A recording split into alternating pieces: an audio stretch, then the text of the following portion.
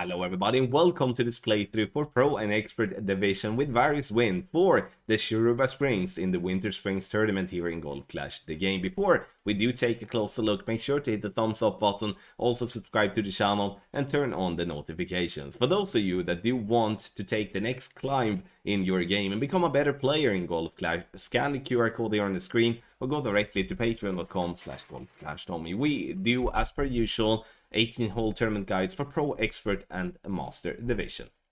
Follow the info box on the right hand side for the club distance adjustment, elevation adjustment, also what ball and club type I suggest you to play with. Have in mind that those are all suggestions and you don't have to follow it if you don't want to, but there's always a plan behind it. So let's go to hole number 1.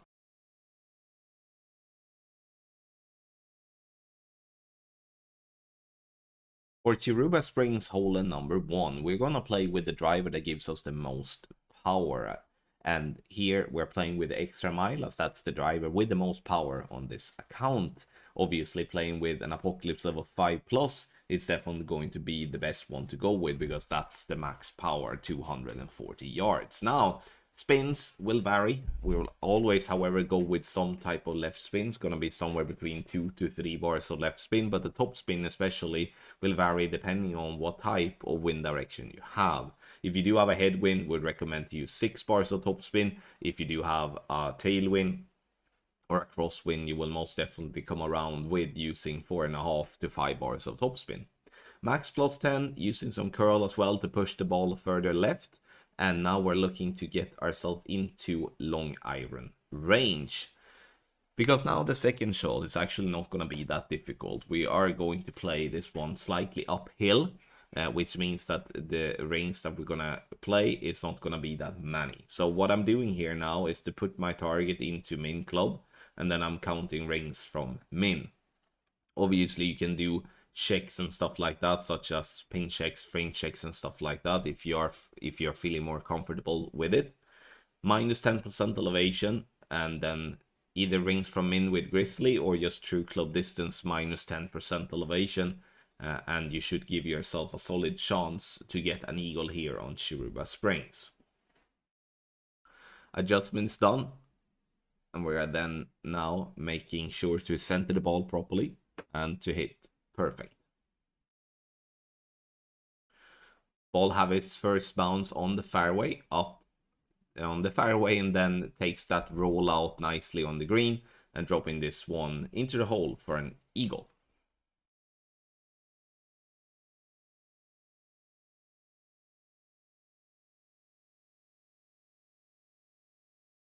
Enjoy hole number 2, mainly as we are playing into some sort of a funnel by the green, and we can then use a sniper. You can see there now, if we would be a little bit more to the right, there would be a nice sticky spot there. Ball guideline through the hole when we do have some type of headwind. If we would be having tailwind, need to have the ball guideline slightly short. 3 right spin, 3 back spin, so it's very simple in that way. We're adjusting medium distance plus 20. Center the ball and hit perfect, and you will see yourself having a good chance dropping the hole in 1 here on hole number 2. You see here now, it flies, bouncing into the rough, rolls onto the green. Beautiful hole in 1 here on hole number 2.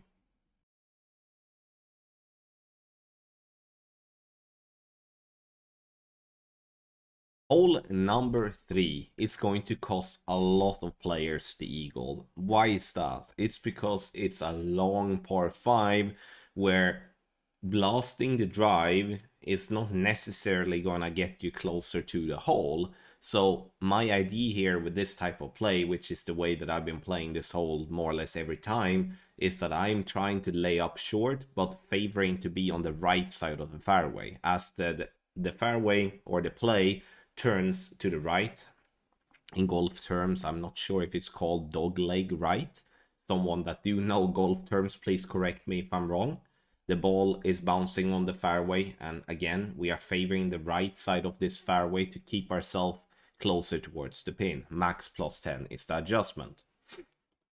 Now second shot, we are going to use the wood club that gives us the most power and the most top spin. Now we're going to push this hard to get as close to the green possible, and this is where I mean that a lot of players will lose out on the eagle, is that if you do have a bad second shot by using overpower, you're pushing it too much with curl, too little with curl, or something like that, or just hit a very, you know, bad grade or a good shot or something, then you're going to see yourself in a position that you might not want to, and that's going to be an issue when it comes to the third shot. See, we bounce on the fairway up here towards the other fairway, and from here we're going to have a wedge towards the pin. The wedge I'm going to show you just as a reference here as well, just so you can see that also. And here it's an EB school play. The EB school elevation will vary depending on how close you are towards the pin, because you're either going to be, you know, having an uphill shot or it's going to be a flat shot, and that's something you're going to have to adapt from. So even if you do have a good second shot, you still have somewhere between a 25% to a 100% wedge towards the pin, and that's going to be a pressured shot to get, because you will know that if you miss this one, then your the opponents that you might compete against getting to the weekend round most likely will get it, or at least some will get it. And if you get it, you're gonna think that, okay, some of my opponents will not get it, and this is an advantage for me. So make sure to treat this hole as any other hole, that we are focusing on getting the eagle and not the albatross, because getting the eagle here should be considered to be a drop on this long and tough par 5, which is hole 3.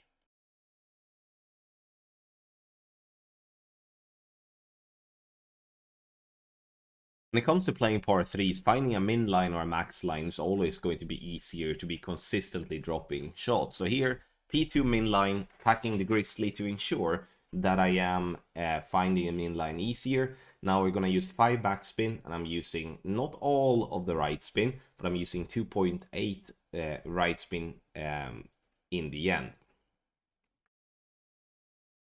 Adjust now is going to be minimum distance plus 15. And what this type of adjustment gives me is it gives us a solid landing position, which means that we will always, if adjusting correctly and hitting perfect, we will always give ourselves a chance for the hole-in-one. But in a worst case scenario, we have enough backspin, so the ball will always stay around the hole, and you will end up with a birdie. So perfect ball it is, and we are bouncing on the fairway up towards the pin, and we're getting the hole-in-one very nicely here on hole number 4.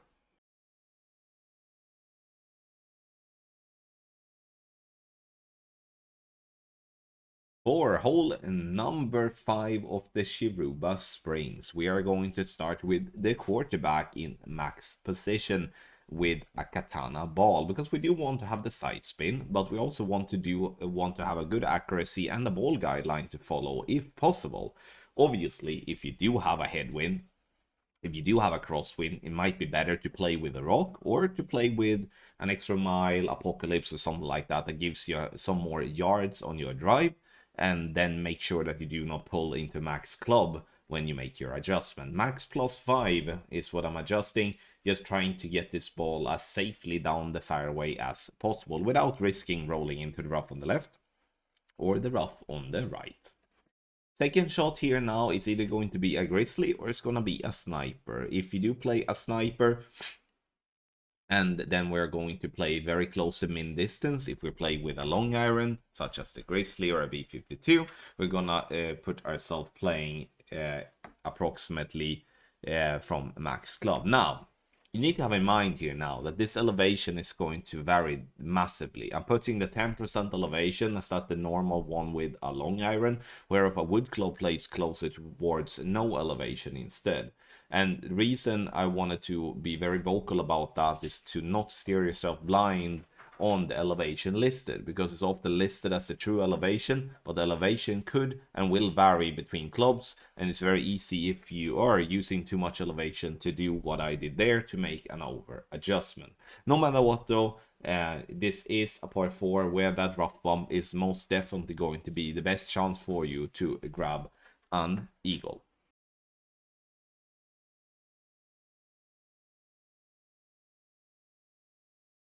Hole number 6, we are going to play with our Apocalypse here. 5.8 top spin, 3 left spin. This is an Apocalypse level 4, so obviously this club has a little bit less yardage than the Apoc 5 plus.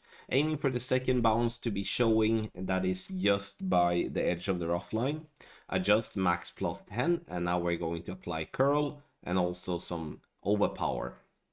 So you can see here we're using approximately 0.9 ball of left curl, adding some overpower as we do want to have the first bounce on the fairway to bounce over the rough and get ourselves into a spot where we can play with our sniper on the second shot. The drive is everything here. If you can get the drive to approximately 390 or better, you're going to see yourself having a very good chance for an albatross here now from distance. And the reason this shot becomes so good is because we're playing this one with so much uphill elevation. So the wind is not going to affect this shot as much as normal. So here it's all about finding a consistent spot to attack the pin. I'm using some backspin, I'm using some left spin, leaving the ball guideline short here due to I want to compensate for the tailwind push when the ball hits the ground.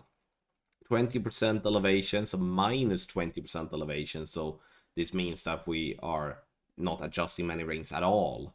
And then obviously if you do have a shake, landing position, pin shake, fringe shake, use that, or it's going to be just a true club distance play that you're gonna have to then guess yourself what type of club range you're gonna play. Albatross is definitely in the mix, but you shouldn't be too sad if you miss out on the Albatross, because this is a tough par 5.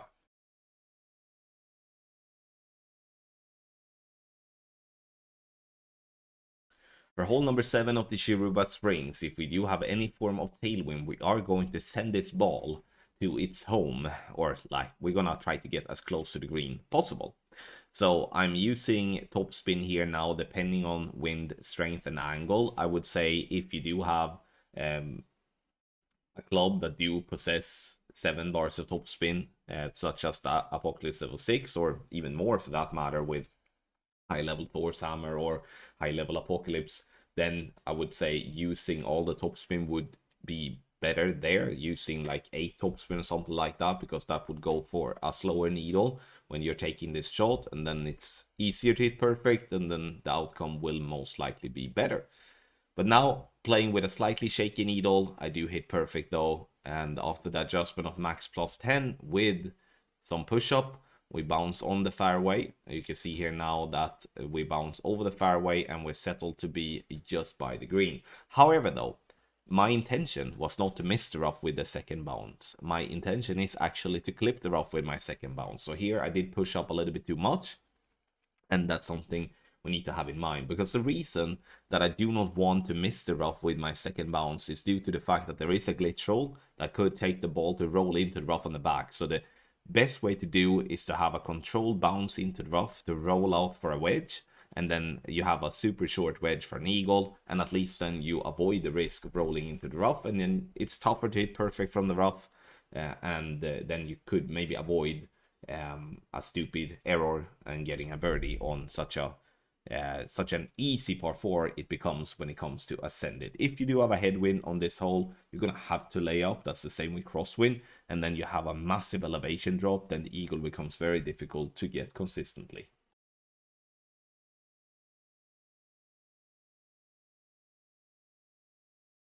On hole number 8, I wanted to display the more aggressive way of playing this par 3, and that is to go for a rough bump. Sure, now when we do have all the side spin 4 and side spin 5 balls, you can also use a rough that is more to the right, but the best chance for an hole-in-one consistently is to use this rough patch that I'm aiming into now.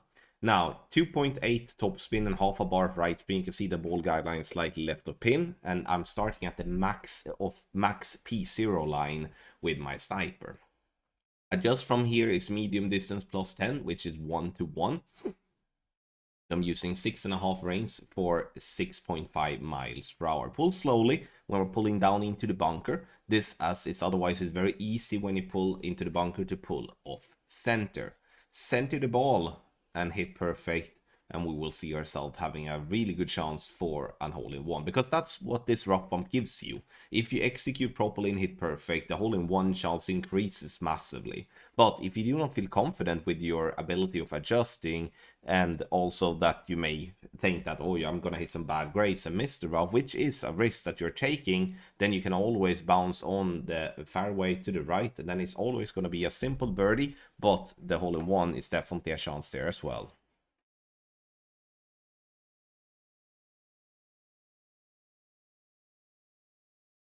Hole 9 is a pretty boring par 5 in my opinion, because if you do not have the wind to allow you to get over with having your first bounce on the second fairway, then the albatross is more or less gone. Sure, you can go for some type of power slice and stuff like that, but in my opinion, it's too much risk for the reward it can actually give you. So what I'm doing is I'm using the big topper, regardless what big topper level I'm having. All the top spin aiming center down the fairway, max no elevation. Perfect ball it is, and here you can see that it's not really the distance that we do need here to get ourselves the eagle, but obviously when it comes to getting the albatross, we're going to have to use some of the better balls if even gonna have a remote chance to get there. Second chance, second shot, I'm using the horizon, and here, obviously, by using a ball with more power, using a club with more power, we could reach to have our second bounce to be on the fairway above the rough. It would still be a very difficult shot to drop, but the tailwind would in that case help us. Now, I'm aiming with topspin and right spin, and aiming to just get the ball to either on the green or to be just short of the green. Adjust is going to be 10% elevation through club distance, so whatever, if it's mid or max or whatever, then you use that as your reference. Outside wall right curl adding here as well, and in the end though, this type of shot you can play in so many different ways and get the same type of outcome. The only thing you need to stay away from is to go too far, because you can see there in the distance that the green slopes downhill. So if you're coming with too much speed, you're gonna fall into the rough no matter what you do, and that's something you truly have to have in mind, that if you're playing this one safe, make sure to play it safe and don't be stupid and go too long, roll into the rough and miss the eagle in that way. Thank you so much everybody for watching this playthrough for Pro and Expert Division, a full 9 of Shiruba Springs for the Winter Springs tournament here in Golf Clash the game. Scan the QR code here on the screen, or you go directly to patreon.com/golfclashtommy for the best guides on the market. We're doing as per usual Pro, Expert and Master Division guides. We're updating for the wind changes, making sure that you get the best experience in improving your Golf Clash game. Thank you so much once again for watching this playthrough, and I wish you the best of luck in your Golf Clash game.